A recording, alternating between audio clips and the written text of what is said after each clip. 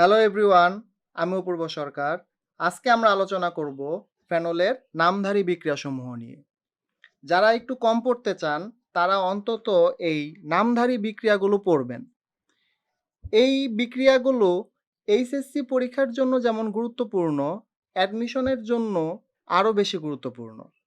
কারণ অ্যাডমিশনে যেহেতু objective type প্রশ্নগুলো আসে, সেখানে বিস্তারিত বর্ণনামূলক প্রশ্ন করার সুযোগ থাকে না। তাই এই ধরনের নামধারী বিক্রিয়াগুলো থেকে সাধারণত প্রশ্ন হয়ে থাকে। প্রথমেই আসি রাইমার টাইম্যান বিক্রিয়া। রাইমার এবং টাইম্যান নামক দুইজন বিজ্ঞানী মিলে এই বিক্রিয়াটা বানিয়েছেন। তারা যেটা করেছেন, ফেনলকে তারা অজ্ঞান করে দিয়েছেন। অজ্ঞান কিভাবে করেছেন? ফেনলকে সেন্সলেস করার জন্য তারা ব্যবহার করেছেন ক্লোরোফর্ম। ক্লোরোফর্মের সংকেতটা কিভাবে? CH-Cl3। ক্লোরোফর্ম।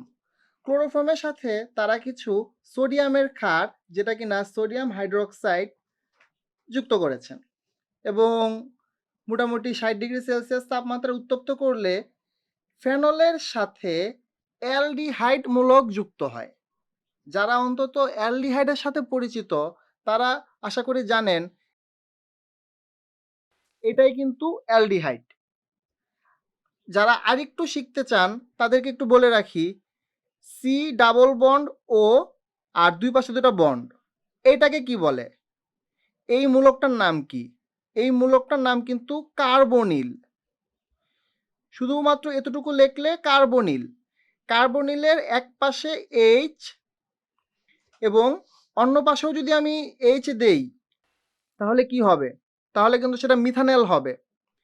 HCOH, এইটা HCHO, এটা কি? মিথানেল। দুই পাশেই যদি আর থাকে, সেটাকে বলা হয় কিটোন। অর্থাৎ কার্বনিলের দুই পাশেই যদি আর থাকে, সেটাকে বলা হয় কিটোন। এখানে অ্যালডিহাইড বানাবো, অর্থাৎ এখানে একটা এইচ দিতে হবে, অথবা এখানে আমরা যেটা করব সেটা একটা অ্যারোমেটিক যৌগ দিয়ে দিব। একটা অ্যারোমেটিক যৌগ, এই যে একটা অ্যারোমেটিক যৌগ দিয়ে দিব। তো এখানে আসলে এটাই হবে ফেনল। এখানে যে লিখেছি ফেনল, ফেনলের এই যে ফেনল, ফেনলের সাথে যুক্ত হবে CHO, সাথে কি কি আসবে? এই যে সোডিয়াম, আর এখানে অনেক অনেক ক্লোরিন আছে, তো সোডিয়াম ক্লোরাইড আর পানি। এই যৌগটার নাম কি? এই যৌগটার নাম হলো স্যালিসাইল অ্যালডিহাইড। স্যালিসাইল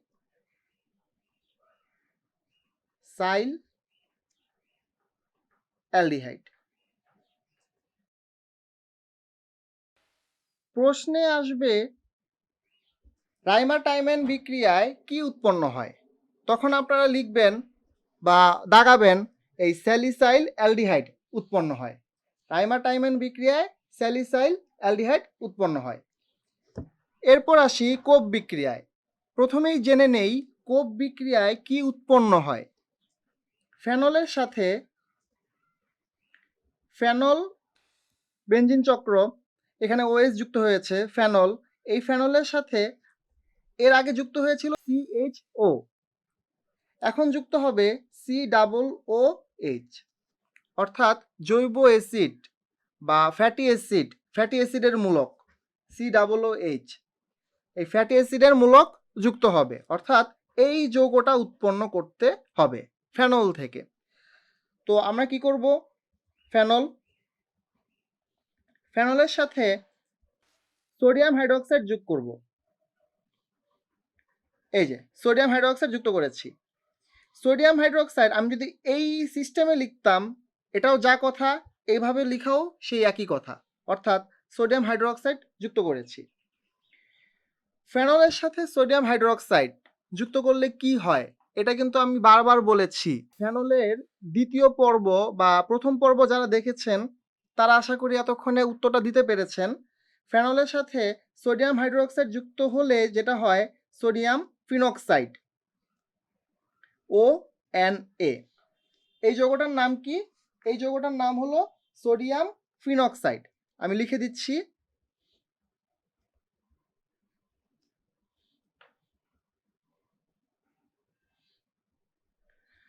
সোডিয়াম ফিনক্সাইড। তো এই সোডিয়াম ফিনক্সাইড থাকলে তো হবে না, আমাকে তো এইখানে COOH এরকম আনতে হবে। তাহলে COO, একটু লক্ষ্য করেন কিভাবে বুঝবেন এখন কি যুক্ত করব, এটা বুঝবেন কিভাবে? COO যদি পেতে চান তাহলে যুক্ত করতে হবে কার্বন ডাইঅক্সাইড, কারণ কার্বন ডাইঅক্সাইডেই আছে CO2 মানে COO, কার্বন ডাইঅক্সাইড।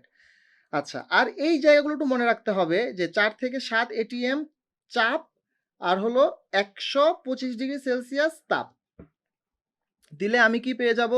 আমি পেয়ে যাব ফেনল। ফেনলের সাথে COO, এই যে কার্বন ডাইঅক্সাইড যুক্ত করেছি, আর এখানকার সোডিয়াম। ওকে, এখন আমরা কি চাই?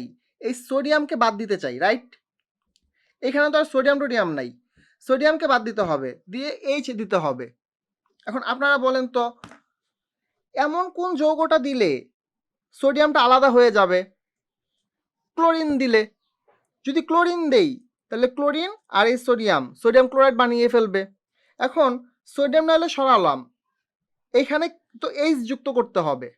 তাহলে এমন কোন যৌগটা আছে যেখানে ক্লোরিনও আছে, Hও আছে? HCl বা হাইড্রোক্লোরিক অ্যাসিড, রাইট? HCl দিব। তাহলে কি হবে? সোডিয়াম, এই যে সোডিয়াম, আমি সবুজ কালিতে দেখাই, সোডিয়াম আর ক্লোরিন এরা যুক্ত হয়ে গঠন করবে সোডিয়াম ক্লোরাইড। আর সোডিয়াম যেহেতু চলে গেছে, জায়গাটা ফাঁকা, এই ফাঁকা জায়গার সদ্ব্যবহার করবে H, ঠিক আছে? COOH। আমি পেয়ে গেলাম আমার এই কাঙ্ক্ষিত যৌগ। এই যৌগটা পাওয়ার জন্যই যে বিক্রিয়াটা, সেটাই হলো কোপ বিক্রিয়া। কোপ বিক্রিয়া, ঠিক আছে? তো কোপ বিক্রিয়ায় এই যৌগটার নাম কি? এই যৌগটার নাম হলো স্যালিসাইলিক অ্যাসিড। আমি লিখে দিচ্ছি, স্যালিসাইলিক অ্যাসিড। Salicylic acid. এখন আমরা এইচএসসি পরীক্ষার জন্য একটা গুরুত্বপূর্ণ বিক্রিয়ায় আসি, সেটা হলো ফেনল থেকে অ্যাসপিরিন প্রস্তুতি। ফেনল থেকে কিভাবে অ্যাসপিরিন বানাবো? ফেনল থেকে অ্যাসপিরিন বানাতে হলে আমাকে আগে এই স্যালিসাইলিক অ্যাসিড পর্যন্ত আসতে হবে, স্যালিসাইলিক অ্যাসিড বানাতে হবে আগে। অর্থাৎ এই অ্যাসপিরিন বানাতে হলে এই স্যালিসাইলিক অ্যাসিড পর্যন্ত আসতে হবে, অর্থাৎ আপনাকে এই কোপ বিক্রিয়াটুকু লিখতে হবে। এই যে আমি আপনাদের সময়টা বাঁচানোর জন্য আগে থেকে লিখে রেখেছি এই কোপ বিক্রিয়াটা। কোপ বিক্রিয়াটা লিখতে হবে, ফেনলের সাথে সোডিয়াম হাইড্রোক্সাইড যুক্ত করে সোডিয়াম ফিনক্সাইড, তার সাথে কার্বন ডাইঅক্সাইড যুক্ত করে HCOONA পেলাম। এরপর আমরা পেয়ে গেলাম স্যালিসাইলিক অ্যাসিড। এখন এই স্যালিসাইলিক অ্যাসিডের সাথে এখন দেখেন অ্যাসপিরিনটা কিভাবে আনবো। স্যালিসাইলিক অ্যাসিডের সাথে আমরা যুক্ত করব অ্যাসিডের একটা জাতক, অ্যাসিড অ্যানহাইড্রাইট। অ্যাসিড অ্যানহাইড্রাইট হলো অ্যাসিডের একটা জাতক, CH3CO ব্র্যাকেট দিয়ে 2 দিবেন O। এটা হলো অ্যাসিড অ্যানহাইড্রাইট, এটা হলো অ্যাসিডের একটা জাতক। আর এটার নাম হলো ইথানোয়িক অ্যানহাইড্রাইট।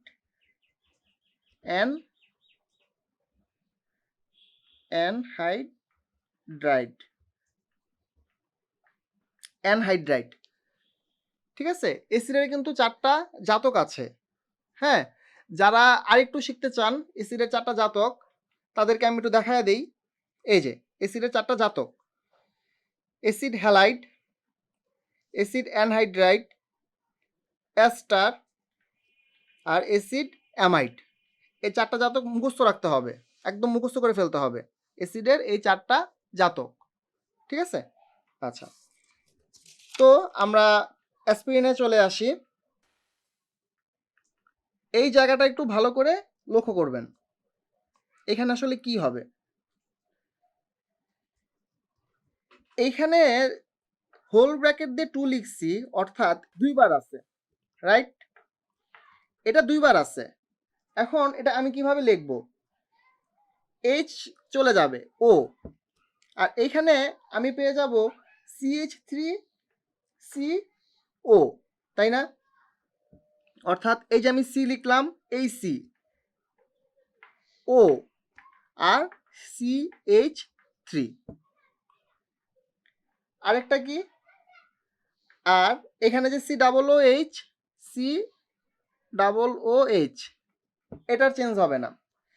CH3CO একটা আছে, একটা ব্যবহার করছি, আরেকটা আছে, আর এই ও আছে, রাইট?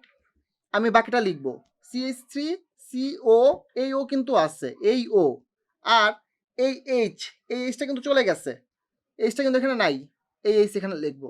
অর্থাৎ এখানে যেটা হলো ইথানোয়িক অ্যাসিড, ইথানোয়িক অ্যাসিড হলো। এটার যদি রাসায়নিক নামটা জানতে চান, সেটা আমি লিখে দিচ্ছি। আমি এখানে লিখে দিই 2 ইথানোইল 2 ইথানোইল অক্সিবেনজিন, 2 ইথানোইল অক্সিবেনজিন, এটাই হলো অ্যাসপিরিন। অ্যাসপিরিন, অ্যাসপিরিন একটা ঔষধ, হ্যাঁ, একটা ঔষধের নাম হলো অ্যাসপিরিন। অ্যাসপিরিন সাধারণত ব্যবহার করা হয় জ্বর উঠলে, শরীর ব্যথা, হৃদরোগ সংক্রান্ত ব্যাপারে, হৃদরোগ, তারপর ব্রেন স্ট্রোক, এইসব ক্ষেত্রে এই অ্যাসপিরিন ওষুধটা ব্যবহার করা হয় ডাক্তারের পরামর্শে। আচ্ছা, তাহলে এই অ্যাসপিরিনের যে রাসায়নিক নাম বা কেমিস্ট্রির নাম, সেটা কি? 2 ইথানোইল অক্সিবেনজিন, ঠিক আছে? আর এটা তো ইথানোয়িক অ্যাসিড, এটা তো সবাই জানেন, ইথানোয়িক অ্যাসিড।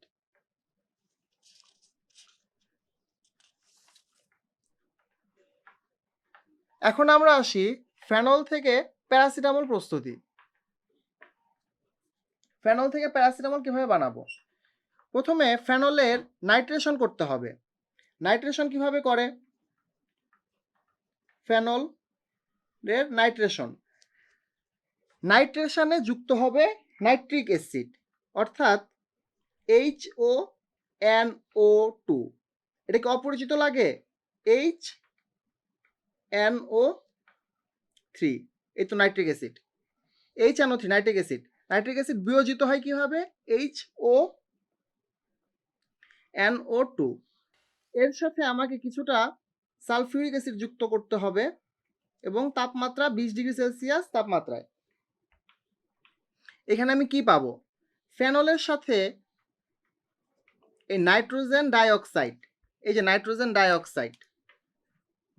ডাইঅক্সাইড যুক্ত হবে। ফেনলের সাথে নাইট্রোজেন ডাইঅক্সাইড যুক্ত হবে, তবে নাইট্রোজেন ডাইঅক্সাইড যুক্ত হবে অর্থ এবং প্যারা পজিশনে। এই যে অর্থ পজিশনে যুক্ত হলো, এবং আবার যুক্ত হবে প্যারা পজিশন, এই যে প্যারা পজিশনে যুক্ত হবে, সাথে পানি, অর্থ এবং প্যারা পজিশনে যুক্ত হয়েছে। আমার এই অর্থ পজিশন ওয়ালা যৌগগুলো লাগবে না। এটার নাম কি? কেউ বলতে পারবেন এটার নাম কি? এটার নাম হবে, এটার নাম খুবই সহজ, 2 নাইট্রোফেনল। 2 নাইট্রোফেনল, আর এর নাম হবে 4 নাইট্রোফেনল। 4 নাইট্রোফেনল, ঠিক আছে? তাহলে আমি এই 4 নাইট্রোফেনল নিব।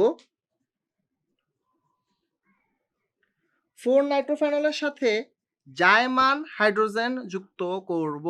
আপনারা নিশ্চয়ই জানেন যে জায়মান হাইড্রোজেন এবং জায়মান অক্সিজেন এগুলো কিন্তু খুবই সক্রিয়। জায়মান হাইড্রোজেন অন্য কোনো যৌগ থেকে রিডিউস হয়, উৎপন্ন হয়। তাহলে জায়মান হাইড্রোজেন যুক্ত করব। এখন জায়মান হাইড্রোজেন আসবে কোথা থেকে? জায়মান হাইড্রোজেন আসবে Sn। Sn মানে কি? Tin, tin plus HCl। Tin এবং HCl এর সাথে বিক্রিয়া করেই এই জায়মান হাইড্রোজেন উৎপন্ন করবে।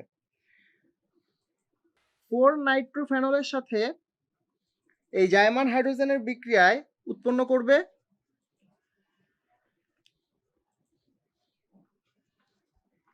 এই জাইমান হাইড্রোজেন অক্সিজেনকে সরিয়ে দিবে, সরিয়ে দিয়ে নিজে জায়গা দখল করবে। এই যৌগটার নাম কি? এই যৌগটার নাম হলো 4, এর পজিশন কিন্তু 4, কারণ এটা 1 2 3 4, ঠিক আছে, 1 2 3 4, তাই এর নাম হবে 4 অ্যামিনো ফেনল, 4 অ্যামিনো ফেনল। এখন আমরা আসি এই 4 অ্যামিনো ফেনল কে কি করব? 4 অ্যামিনো ফেনল, অর্থাৎ এখানে আছে নাইট্রোজেন আর কি দুটো হাইড্রোজেন কিন্তু এভাবে লেখা যায়, দুই পাশে দুটো হাইড্রোজেন, আমি এভাবে লিখলাম। এর সাথে আমি আবারও অ্যাসিড অ্যানহাইড্রাইট, যেটা কিনা অ্যাসিডের একটা জাতক, অ্যাসিড অ্যানহাইড্রাইট মনে আছে কারো? CH3, তারপর কি হবে? একটু আগে দেখিয়েছিলাম অ্যাসপিরিনে, CH3, তারপর কি হবে? CO ব্র্যাকেট দিয়ে 2O, অ্যাসিড অ্যানহাইড্রাইট। অ্যাসিড অ্যানহাইড্রাইটের সাথে বিক্রিয়া করে আমি আসলে কি পাবো? উপরের এই OH ঠিকই থাকবে এবং নিচে ব্যাপক পরিবর্তন হবে। সেটা হলো এই পাঁচটুকু ঠিক থাকবে, এই N আর H ঠিক থাকবে। এরপর যুক্ত হবে এই অংশটুকু, অর্থাৎ CO, এই অক্সিজেনটা এভাবে ডাবল বন্ড দিয়ে এভাবে লেখা হয় CO আর CH3। এই যৌগটাই কি বলেন? আর বাকি থেকে যাবে কি? CH3CO, এই ওটা কিন্তু ব্যবহার করি নাই, এই ও, আর এই যে H, এটা এখানে লিখবো, অর্থাৎ ইথানোয়িক অ্যাসিড, সাইড প্রোডাক্ট হিসাবে ইথানোয়িক অ্যাসিড। আর এই যৌগটাই হলো paracetamol,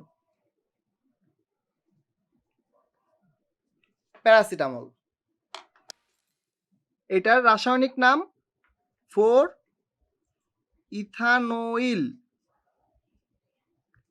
amino phenol, 4 ইথানোইল amino phenol. এখন আমরা আসি ফেনল থেকে পিক্রিক অ্যাসিড, বা যেটাকে বার্নল মলম হিসাবে পরিচিত। পিক্রিক অ্যাসিড বানানোর জন্য আবারও সেই নাইট্রেশন বিক্রিয়া করাতে হবে। ফেনলের সাথে নাইট্রেশন বিক্রিয়া, অর্থাৎ নাইট্রিক অ্যাসিড HONO2, এটাই কিন্তু নাইট্রিক অ্যাসিড HNO3। বিক্রিয়ায় কি প্রভাবক হিসাবে থাকে? সালফিউরিক অ্যাসিড, আর তাপমাত্রা থাকবে 20 ডিগ্রি সেলসিয়াস। তো এই নাইট্রোমূলক যুক্ত হবে অর্থ এবং প্যারা পজিশনে, অর্থ এবং এই পাশে হলো প্যারা, অর্থ এবং প্যারা পজিশনে যুক্ত হবে। এই যে অর্থ এবং প্যারা পজিশনে যুক্ত হলো। এখন আমরা চাচ্ছি এটাকে জয়েন করে ফেলতে, একসাথে করে ফেলবো। কিভাবে? এভাবে। এগুলা কিভাবে করে? কিছুই না, জাস্ট শুধু তাপমাত্রা বাড়াবো। এই নাইট্রিক অ্যাসিড থাকবে, এই কারণেই গাঢ় নাইট্রিক অ্যাসিড ব্যবহার করা হবে। নাইট্রিক অ্যাসিড ঠিকই থাকবে, জাস্ট শুধু নাইট্রিক অ্যাসিড থাকবে, সালফিউরিক অ্যাসিড সবই থাকবে। কি করব? কিছুই করব না, তাপমাত্রা শুধু বাড়াবো। তাপমাত্রা বাড়ালে যেটা হবে, এটা একসাথে কম্বাইন্ড হয়ে যাবে, অর্থাৎ এইখানে থাকবে ফেনল, অর্থ পজিশনেও নাইট্রোমূলক এবং প্যারা পজিশনেও নাইট্রোমূলক। এখন তাপমাত্রা যদি আরও বাড়াই, ঠিক আছে, আমি এটা এই পাশে দেখাই, এদিক থেকে দেখাই, আপনারা নিচে দেখাবেন, নিচে দেখাবেন, আমি এই পাশে দেখাই, এখানে আমার জায়গা হবে না। তাপমাত্রা আরও বাড়াবেন, সব কিছু একই থাকবে, তাপমাত্রা করবেন 110 ডিগ্রি সেলসিয়াস। করলে যেটা হবে,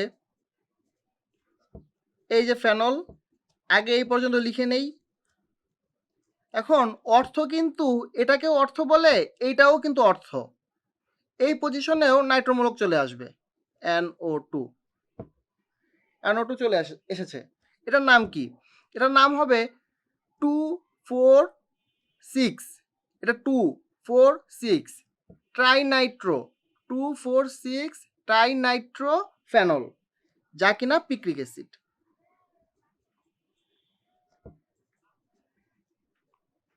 আমি আর এটা লিখে দিলাম না, বারবার বলে দিচ্ছি, 2,4,6 ট্রাইনাইট্রোফেনল। পিক্রিক অ্যাসিড যেটা বার্নল মলমে ব্যবহার করা হয়, আর হলো বিস্ফোরণ প্রস্তুতিতেও ব্যবহার করা হয়। ফেনল শনাক্তকরণ। ফেনল শনাক্তকরণের 3টা ওয়ে আছে। একটা হলো ফেনলের সাথে ব্রোমিন যুক্ত করব। ফেনলের সাথে কি যুক্ত করব? ব্রোমিন। এখানে 3 লিখেছি কিন্তু সমতা বিধানের জন্য। এই 3 কিন্তু যে লিখতেই হবে বাধ্যতামূলক এরকম কিছু না। ফেনলের সাথে ব্রোমিন যুক্ত করব।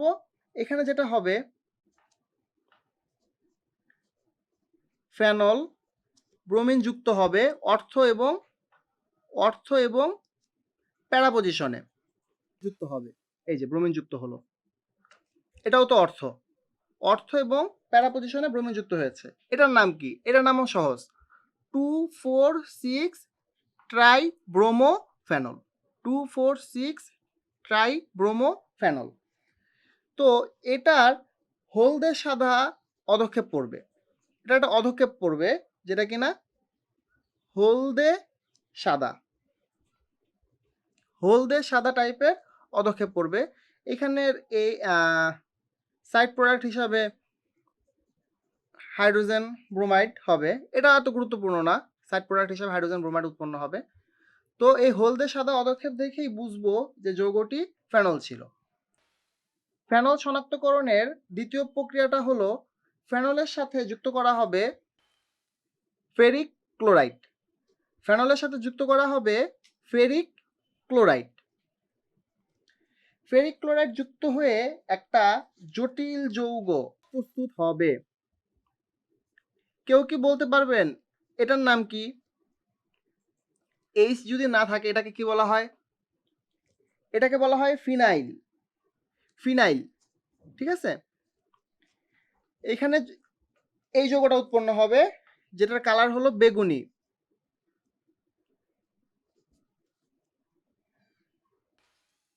এই যৌগটার রাসায়নিক নাম হলো ডাইফেরিক হেক্সাফিনেট।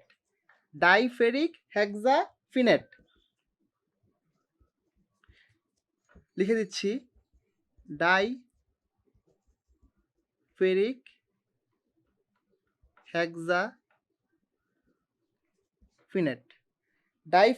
হেক্সাফিনেট যৌগটা উৎপন্ন হবে। এরপর আসি লিবারম্যান পরীক্ষা। ফেনলের সাথে আমরা যুক্ত করব সোডিয়াম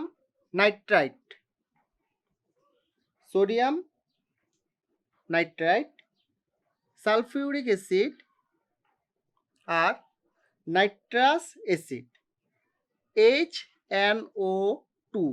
এটা কিন্তু নাইট্রিক অ্যাসিড না, এটা হলো নাইট্রাস অ্যাসিড। আর হলো তাপ। উৎপন্ন করবে ফেনল এবং নাইট্রোজেন আর অক্সিজেন, এরকম একটা যৌগ যার বর্ণ হলো লাল। এখন এই যৌগটা কি করে? একটা রেজোন্যান্স তৈরি করে। এর একটা রেজোন্যান্স হলো এই রকম, উপরে অক্সিজেন, নাইট্রোজেন, আর এই এইচটা কি হয়? এই জায়গায় চলে আসে, OH। এই এইচটা নিচে নামে, এই যে OH। এরকম একটা রেজোন্যান্স তৈরি করে। এই রেজোন্যান্স দূর করার জন্য এখানে কিছুটা ফেনল যুক্ত করা হয়, C6H5OH। ফেনল এবং সালফিউরিক অ্যাসিড যুক্ত করলে যেটা হয়, আমি এই যৌগটা লিখব, ডাবল বন্ড ON। তারপর এখানকার এই OH লিখব না, আর N ডাবল বন্ড O এটাও লিখব না, নিচে আবারও ফেনল লিখব। এই যে ফেনল, কারণ ফেনল যুক্ত করেছেন, এটা বেশি সক্রিয়, এই সক্রিয় যৌগের সাথে ফেনল যুক্ত হবে। এটা কিন্তু ফেনল যুক্ত হয়েছে। এখন এই যৌগটার নাম কি? এই যৌগটার নাম হলো ইন্ডোফেনল। এটার বর্ণ হলো লাল। বলে রাখা ভালো, এই যৌগটার বর্ণ হলো নীল। ইন্ডোফেনল। তো ইন্ডোফেনলের সাথে যেটা যুক্ত করা হয় সোডিয়াম হাইড্রোক্সাইড বা সোডিয়ামের ক্ষার। সোডিয়াম হাইড্রোক্সাইড যুক্ত করলে যেটা হয়, এখানে একটা ভুল হয়েছে, এই যৌগটা উৎপন্ন করবে, এই যৌগটা, অর্থাৎ এখানে গোল হবে না, এইরকম হবে ইন্ডোফেনল।